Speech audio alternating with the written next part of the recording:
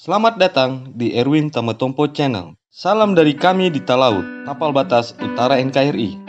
Murkanya Soeharto hingga todongkan senjata ke Kepala Jenderal TNI ini saat G30S PKI. Kisah satu ini menceritakan masa-masa Soeharto sebelum menjadi Presiden Republik Indonesia yang kedua. Kala itu, Soeharto masih menjadi prajurit TNI aktif dan menjabat sebagai Pangkostrat. Saat masih aktif menjabat sebagai prajurit TNI, Soeharto nyaris menembak kepala seorang jenderal TNI. Bagaimanakah ceritanya hingga Soeharto murka dan menodongkan senjata ke kepala jenderal TNI? Ikutilah tayangan ini sampai selesai.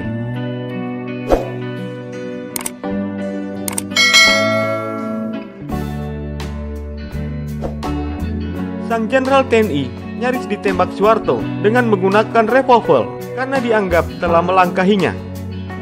Dilansir dari manuskrip autobiografi yang berjudul Cerita Seorang Tentara, Cuplikan Riwayat Kehidupan Herman Saren Sudiro, perwira TNI yang pernah nyaris ditembak Pak Harto itu adalah Brigadir Jenderal TNI Purnawirawan Herman Saren Sudiro. Soeharto saat itu sudah sangat marah dan menodongkan senjata api jenis revolver ke Kepala Jenderal TNI Purnawirawan Herman Saren Sudiro yang kala itu menjadi bawahannya. Cerita itu berawal pada tanggal 22 Oktober 1965 pukul 9 pagi. Ketika Herman sedang mandi di rumahnya di Jalan Daksa Kebayoran Baru, tiba-tiba sang istri menggedor pintu dari luar karena ada telepon penting dari markas Kostrad. Panglima Kostrad, Mayor Jenderal Soeharto, memerintahkan Herman agar segera menghadap dirinya. Herman langsung berangkat ke markas Kostrad dan menuju ke ruang kerja Soeharto. Setelah memberi salam hormat, Soeharto mempersilakan Herman duduk.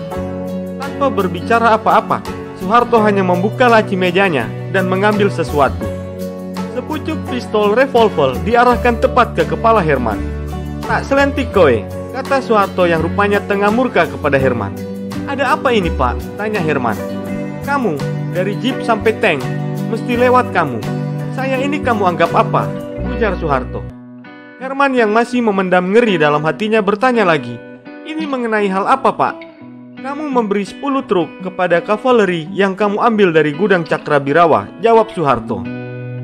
Rupanya, Soeharto tersinggung dengan inisiatif Herman yang dianggap mendahului Panglima Kostrad. Sehari sebelumnya, Herman memang mengatur gerakan untuk menumpas gerakan 30 September.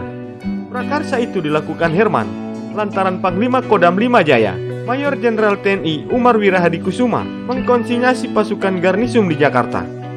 Dengan kedudukannya sebagai Kepala Biro Antar Angkatan dan Kesiapsiagaan Staf Umum Angkatan Darat, Herman memutuskan untuk menyiapkan kekuatan pemukul. Herman bergerak cepat dengan mengambil alih 10 truk yang berada di Pul Resimen Cakrabirawa di Cawang. Truk-truk tersebut diserahkan kepada Brigade Kavaleri pimpinan Letnan Kolonel Wing Wiryawan.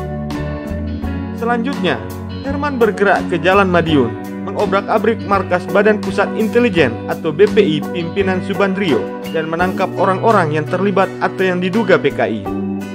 Karena dinilai terlalu cepat dan melibatkan pasukan skala cukup besar, tindakan Herman ini menimbulkan kesalahpahaman dengan Panglima Kostrad, Mayor Jenderal TNI Soeharto. "Kalau pistol itu meledak, mati gue," kata Herman bertahun-tahun kemudian kepada sejarawan Rusdi Husin saat mengenang kemarahan Soeharto tersebut. Menurut Rusdi, Soeharto memang pantang dilangkahi. Herman kemudian mengajukan permintaan maaf. Meski dikenal tegas kepada para penentangnya, Soeharto masih memaafkan Herman Saren. Kejadian itu berakhir dengan saling pengertian satu sama lain. Itulah kisah murkanya Soeharto hingga todongkan senjata ke Kepala Brigadir Jenderal TNI Purnawirawan Herman Saren Sudiro.